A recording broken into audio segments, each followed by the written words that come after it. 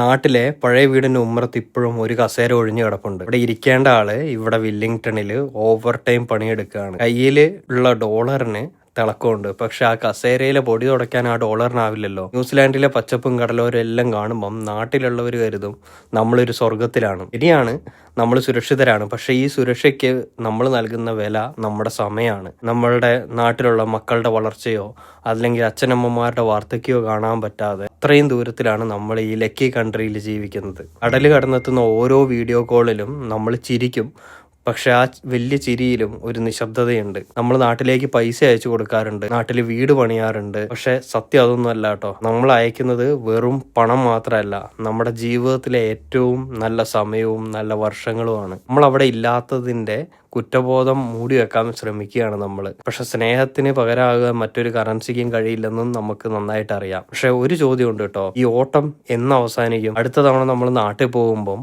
ആ ഒഴിഞ്ഞ കസേരയിൽ ഇരിക്കാൻ നമ്മൾ ഉണ്ടാവുമോ, അതോ ആ കസേര ഒരു ഓർമ്മ മാത്രമായിട്ട് മാറുമോ?